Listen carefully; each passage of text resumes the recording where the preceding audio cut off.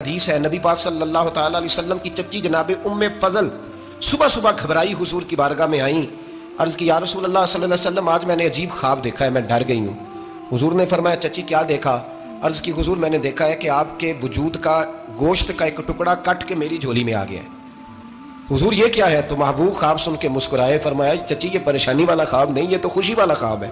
اللہ فاطمہ کو بیٹا عطا کرے گا اور وہ تیری گود میں کھیلا کرے گا، چونکہ وہ میرے وجود کا ٹکڑا ہوگا، لہذا خواب تجھے یہ آئی ہے۔ تو امام حسین پیدا ہوئے، امام حسن کی عمر ابھی 11 مہینے تھی، تو نبی پاک نے امام حسین کو جناب ام فضل اپنی چچی کی گود میں دے دیا کہ فاطمہ کے لیے دونوں بچے سنبھالنا مشکل ہوگا۔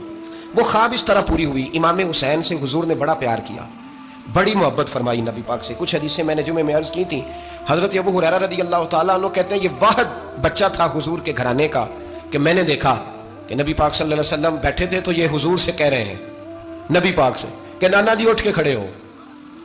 کہتے ہیں حضور کھڑے ہو گئے تو کہنے لگے میں نے آپ کے برابر جانا ہے۔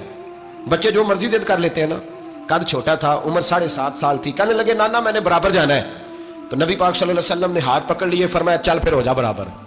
تو حضرت ابو ہریرہ کہتے ہیں انہوں نے حضور نے ہاتھ پکڑے، اوپر کھینچا تو امام حسین نے پہلے اپنے پیر حضور کے گھٹنوں پہ رکھے، پھر نبی پاک کے سینے پہ رکھے، اور جب ان کا قد سر تھوڑا سا حضور سے اونچا ہو گیا تو محبوب فرمانے لگے چل بس کر، تو نے تو کہا تھا آپ کے برابر ہونا ہے، تو اوپر نکل گیا ہے، چل بس کر۔ فرماتے ہیں پھر امام حسین نے زبان باہر نکالی تو محبوب ان کی زبان چوسنے لگے، پھر ساتھ لٹا لیا اور انہیں سونگھنے لگے۔ تو میں نے عرض کی حضور آپ حسین کو سونگتے کیوں ہیں؟ تو فرمایا ابو ہریرہ مجھے حسین کے وجود سے جنت کی خوشبو آتی ہے، مجھے حسین کے وجود سے جنت کی۔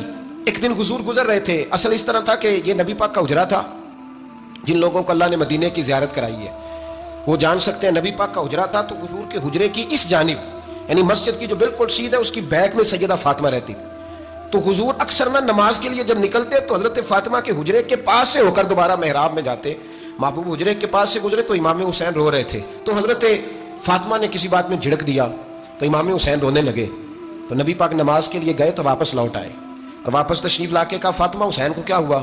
عرض کی یا رسول اللہ تنگ کر رہے تھے میں نے ڈانٹ دیا ہے۔ کیا خوبصورت جملے ہیں حدیث پاک میں، سرکار نے فرمایا فاطمہ اس کو حسین کو نہ رونے نہ دیا کر، یہ جب روتا ہے نا تو میرے دل کو تکلیف ہوتی ہے۔ تو بی بی صاحبہ کہتی ہیں یہ حکم آیا نبی پاک کا میرے نام، پھر میں نے ڈانٹنا چھوڑ دیا۔ یہ ان کے فضائل تھے، کم ان کی تربیت خود نبی پاک نے فرمائی، خود ڈیوٹی۔ میں کسی منطق کا میں اب تو اللہ تعالیٰ معاف کرے، پہلے ہم لوگوں کو کہتے تھے فلانی مجلس میں نہ جانا فلانی، اب تو مصیبت بن گئی ہے، جانے کی ضرورت نہیں، ہر شے موبائل میں آ گئی۔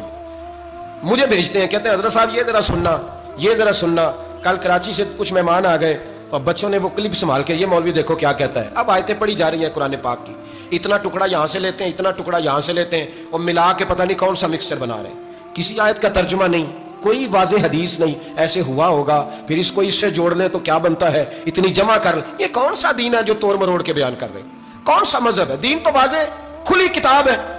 اب ہمارا یہ شوق ہے، ہم ہر تماشا دیکھنا چاہتے ہیں، ہم اپنے لوگوں کی قدر نہیں کرتے اور بڑی بڑی دور جا کے ہم غلط معاملات میں جاتے ہیں، پھر ذہن ہمارے شکوک کا شکار ہوتے ہیں۔ ہمیں سمجھنا چاہیے کوئی ایسی کسی دلیل کی ضرورت نہیں ہے، جب ان کے واضح چیزیں ان کی کتابیں میں موجود ہے، حدیث میں موجود ہے، قرآن مجید میں ان کے فضائل کھل کے موجود ہے، تو دور جانے کی کیا ضرورت؟ حضور ان کی ٹریننگ کراتے تھے۔ پہلی بات تو یہ ہے کہ نبی پاک نے دعا مانگی تھی، یا اللہ میرے گھر والوں کو زیادہ روزی نہ دینا، انہیں ایک وقت روٹی دینا، ایک وقت کی بھوک دینا۔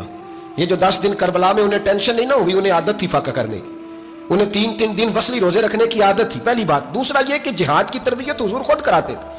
حضرت فاطمہ الزہرا کہتی میں پردے کے پیچھے دیکھ رہی تھی، نبی پاک نے امام حسن اور حسین سے فرمایا چلو میرے سامنے کشتی لڑو، تو دونوں حضرات آپس میں جب کشتی لڑنے لگے تو نبی پاک نا امام حسن کو کہتے ہیں حسن حسین کو ٹانگوں سے پکڑو، حسن حسین کو پیچھے سے پکڑو۔ جب نبی پاک بار بار امام حسن کو بتا رہے تھے تو سیدہ پیچھے سے بول پڑی، کہنے لگی یا رسول اللہ آپ چھوٹے کو بتائے، آپ بڑے کو بتا رہے ہیں، بڑا تو پہلے 11 مہینے بڑا ہے، تو آپ چھوٹے کو بتائے بڑے کو بتا رہے۔ تو فرمایا فاطمہ تو چپ کرنا، جو میں دیکھ رہا ہوں تو نہیں نہ دیکھ رہی، ایک کو میں بتا رہا ہوں